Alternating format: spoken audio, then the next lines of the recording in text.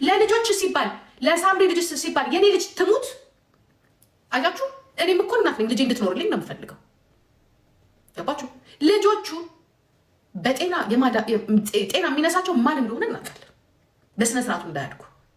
ስለዚህ ልጆቹ ምንም የሚጎዱት ነገር የለም፣ አታስቡ። እሱም ለልጆቹ ጥሩ አባት ነው። አይሆፕ እርግጠኛ ነኝ አያስርባቸውም። ምናልባት ሉክሰስ የሆነ ነገር ሊቀርባቸው ይችላል። እሷም ጥሩ እናት ናት። ሁለቱ ናቸው የማይስማሙት። ገባችሁ? ያ ደግሞ የለም። አሁን ይሄ ልጆችን የሚጎዳ ነገር እየተደረገ አይደለም። በፊት ቤት ውስጥ እያሉ ነበር ልጆች የተጎዱት። አይታችኋል፣ ምን ራሳቸው ምን እንደሚመስሉ እንደነበር። እኔ ቢፎር እና አፍተር አሳያችኋለሁ። ስሰጥ ስቀበል የ6 ኪሎ ለውጥ ነው ያለው። የ6 ኪሎ አሬች ሴትዮ ምን ጉድናት! እንደው በህይወቷ ተሳስታ አንድ ጥሩ ነገር እንኳን ማድረግ ያቅታታል፣ መናገር ያቅታታል። ጋይስ እንዴ ለፋኒ ልጆች ብላ የኔ ልጅ ትሙት አላለችም እንዴ? ከፋኒ ብቻ ነው እንደ ልጆቹ የተወለዱት? በመጀመሪያ የፋኒ ልጆች ብቻ ናቸው ወይ? የሳብሪ እኮ ናቸው አይደለ?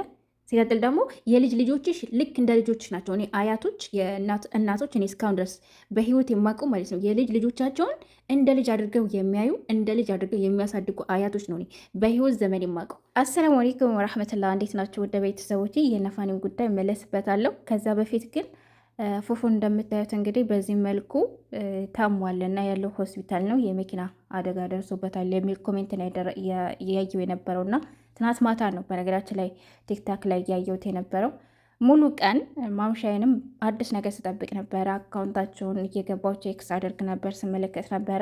የሆነ ነገር ፖስት ያደርጋሉ፣ የሆነ ነገር መልስ ይሰጣሉ ምናምን የሚል የነ ተውፊቅንም የሶፊያንም የፉፉንም ቼክ እያደረግኩ ነበረ። እስካሁን ድረስ ምንም አይነት አዲስ ነገር የለምና ለሶፊን ፖስት ጽፌላት ነበር፣ አልመለሰችም እና በጣም ነው ያዘንኩት እውነት ለመናገር። እንግዲህ አላህ ቀላል ያደርግለት።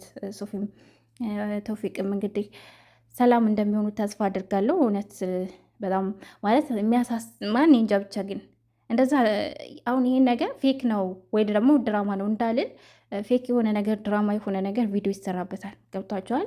ትክክለኛ ሪያሊቲ ሪል የሆነ ነገር ደግሞ እንደዚህ ቪዲዮ አይሰራበትም። ምንም መስ የለም እና እስካሁን ድረስ ምንም አይነት ነገር የለም። የቆየ ነው እንዳልልም የቆየ አይደለም። እንደዚህ አይነት ፎቶ ወይም ደግሞ እንደዚህ ሆኖ የሰራ ቪዲዮ የለምና አዲስ ነው።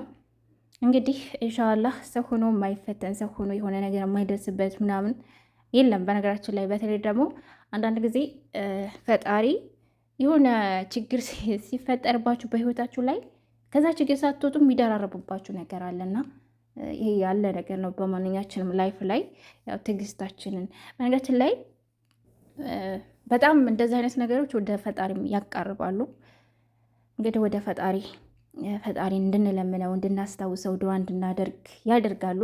ምንም ማለት አይደለም እንግዲህ ሁሉን ነገር አላህ ቀላል እንደሚያደርገውና ሰላም እንደምንሰማ ተስፋ አድርጋለሁ። የምታውቁት ነገር ካላችሁ ደግሞ ኮሜንት ብታስቀምጡልኝ፣ ስላሉበት ሁኔታ ማሳወቅ ቢችሉ በቅርብ የምታውቋቸው ሰዎች ካላችሁም ብታሳውቋቸውና መልስ እንዲሰጡ ብታደርጓቸው በጣም ደስ ይላል። ምክንያቱም የእውነት የምንወዳቸው የእውነት ከልቡ የሚወዳቸው ሰው አለ፣ የሚያስቡ ሰዎች አሉ ከልባቸው ሲሪየስ በጣም የዋህ ልብ ቅን ልብ ያላቸው ሰዎች አሉ፣ ከልባቸው ሰው መውደድ የሚችሉ አይነት ሰዎች አሉና እንደዚህ አይነት ሰዎች ደግሞ የሆነ ጉዳታችሁን አይደለም አይተው ይቅርና እንደዚህ አይነት ችግር ውስጥ ሆናችሁ አይደለም ይቅርና ሲከፋችሁ ማየት ለራሱ አይፈልግም ሰው።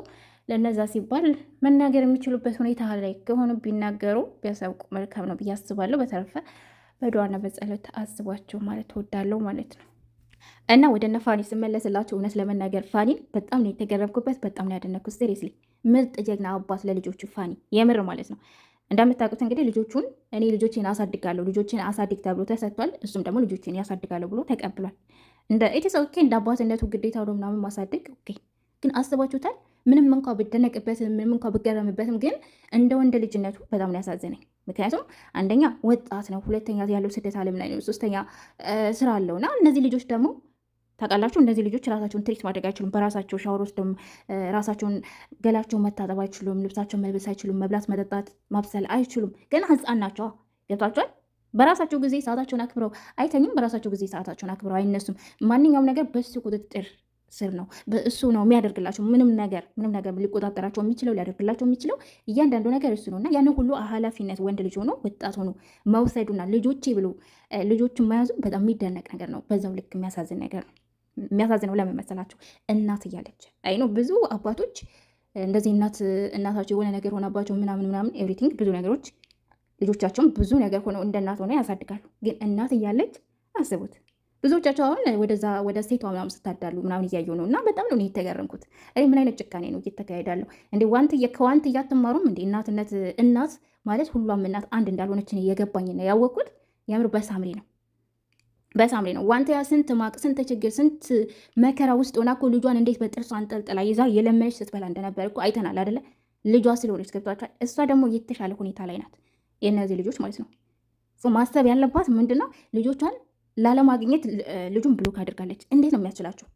እናንተ ሴት ሆናችሁ ልጆቻችሁን ያለማግኘት ያለማየት፣ እንዴት ዋሉ እንዴት አደሩ የሚለውን ነገር ለመጠየቅ እንኳን ብሎክ ይደረጋል?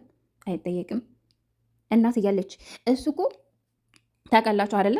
የሚያስፈልጋቸውን ነገር እኮ ተቆራጭ አድርጎላታል። እሷ ጤና ከሆነች ታውቃላችሁ፣ ሴት ናት።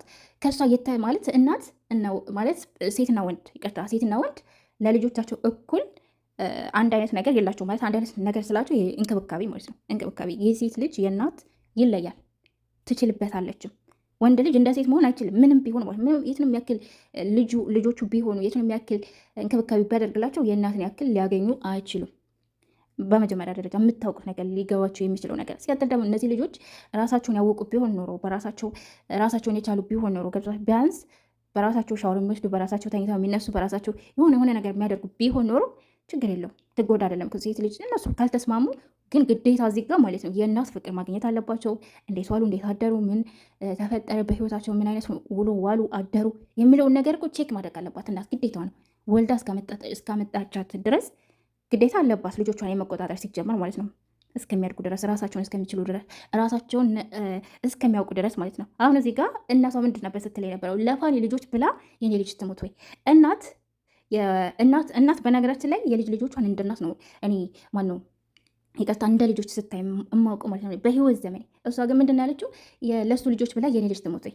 ምን አይነት አስተሳሰብ ነው ጋይስ? አሁን ይህንን ነገር እኔ በነገራችን ላይ ስለ እነሱ አይደለም እያወራለሁት። የእነሱን ጉዳይ ግን አሁናችሁ የተቀበላችሁ ሰዎች በጣም የተገረምኩት። በጣም ምን አይነት ወዴት እየሄዳችሁ ነው? ወደ ጭካኔ ዓለም ነው እንደምትሄዱት እናት። አሁን ይህን ንግግሯን እንዴት ትክክል ብላችሁ የምትቀበሉት? ሴት ልጅ መጎዳት የለባትም፣ ሴት ልጅ መበደል በባላችሁ ወይ ደግሞ በወንድ ልጅ የሆነ ነገር የተፈጠረባችሁ ሊሆን ይችላል። ግን ባላችሁ ለፈጠረባችሁ እያንዳንዱ ችግር ማለት ነው ልጆች ላይ ልትበቀሉት፣ ልጆች ላይ ምንድነው ተጽዕኖ ልታደርጉባቸው አይገባም። ምክንያቱም እናንተ እኮ በመጀመሪያ ወዳችሁ ፈቅዳችሁ ተፈላልጋችሁ ነው አይደለ የተገናኛችሁት። ስለዚህ በእናንተ አለመስማማት ምክንያት በእናንተ ጸብ መካከል ልጆች መጎዳት አለባቸው። በቃ ኔቨር ኤቨር ገብቷችኋል። ልጅ የእናትና የአባት ፍቅር ማግኘት አለበት። እናትም በፈለገችው ሰዓት ወይም ደግሞ አስፈላጊ በሆነ ሰዓት የግድ ለልጆቿ ማድረግ ያለባት ነገር ማድረግ አለባት። አባትም እንደዛ ተጋግዘው ካላደጉ እነዚህ ልጆች አስባችሁታል? ነገ ጧት እናቴ ብለው እኮ ይወቅሷታል እኮ። እናንተ እኮ አይደላቸው የምትጠቅሟት። እናቴ እንደዚህ ነበረች። ለዛው ሚዲያ ላይ ብዙ ነገር እየተያዘ ነው። ይህ ሚዲያ ላይ የተነዛ ነገር የተሰራጨ ነገር ደግሞ የሚጠፋ ነገር አይደለም። በጣም ነው የምትጎራው ልጅቷን። እንደዚህ አድርጋለሁ በጣም ነው የሚሰድቡት። ያን ሁሉ ችሎ እየኖረ ይሄ ልጅ ማለት ነው። ልጆቼ ነገ ጧት ምስክር ይሆናሉ፣ ይህን ነገር ያያሉ ተብሎ እናቷ ማሳረፍ አችልም። እናቷ ማሳረፍ ሳችል ጭራሽ እሷ ብዙ ነገር ትናገራለች፣ ስፖርት ትሰራለች፣ ምናምን ትጎራለች። ብቻውን ሴት ናት።